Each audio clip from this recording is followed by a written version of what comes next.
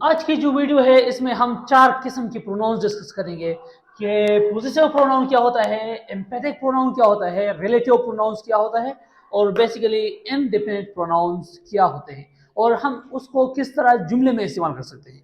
तो first of all possessive pronoun क्या है? जो भी प्रोनाउन आपको मिल्कियत जाहिर करे कि ये किसी बंदे का है, जो भी प्रोनाउन आपको किसी बंदे की प्रॉपर्टी जाहिर करे उसको हम कहते हैं पोजेसिव प्रोनाउन।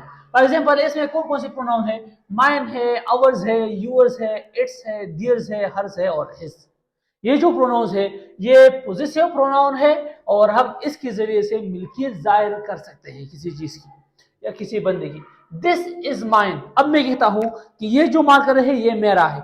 ये जो मिल्कियत जाहिर करने के लिए मुझे एक चीज इस्तेमाल करनी होगी और वो है possessive pronoun this is mine. Okay, तो ये बन गया पोजेसिव प्रोनाउन। ओके, इसके साथ साथ एम्पैथिक प्रोनाउन क्या होता है? एम्पैथिक प्रोनाउन वो होता है कि जब आप myself, ourselves, yourselves, itself, their selves, herself और हिमसेल्फ को बराए ताकीद इस्तेमाल करें कि ये जो काम हुआ है उसने खुद किया है। फॉर एग्जाम्पल मैं कहता हूं I did this by my self. यहां मैंने ताकीद की कि ये जो काम हुआ है ये मैंने खुद किया है। अगर आप ताकीद देना चाहते हो कि ये काम इसने खुद किया है, किसी और ने हेल्प नहीं की है, तो आप एम्पैथिक प्रोनाउन इस्तेमाल करेंगे और इसको हम रिफ्लेक्सिव प्रोनाउन भी कहते हैं। एम्पैथिक प्रोनाउन को रिफ्लेक्सिव प्रोनाउन भी कहा जाता है। ओके, इसके साथ साथ रिलेटिव प्रोनाउन क्या है? तो जो भी who, whose, whom, which, what, what, where, when etcetera, ये जो प्रोनाउन है ये हम उसको कहते हैं रिलेटिव प्रोनाउन। रिलेटिव प्रोनाउन क्या है? जो भी किसी चीज की रिलेशन जाहिर करे।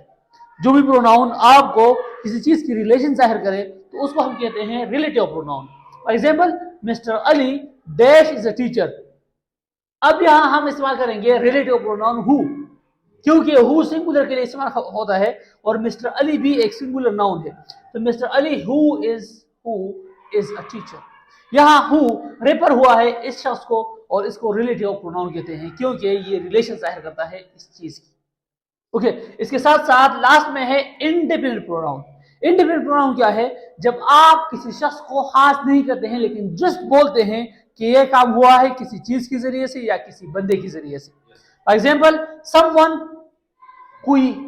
तो कौन? आप ये नहीं कहते हैं कि किसने किया, लेकिन आप जस्ट कहते हैं कि समवन, किसी ने किया। इसके साथ साथ समथिंग, किसी चीज। तो कौन सी चीज आप जाहिर नहीं करते हैं लेकिन आप सिर्फ ये बोलते हैं कि किसी चीज ने, किसी काम का होना एक्सेट्रा आप बयान करते हैं।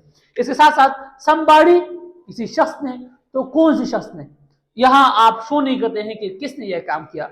जब आप यह बयान करना चाहते हो कि एक शख्स को, एक चीज को स्पेसिफाई नहीं करते हैं तो वह हम इस्तेमाल करते हैं indefinite pronoun. For example would you like something to eat, कि आप कुछ खाना चाहेंगे।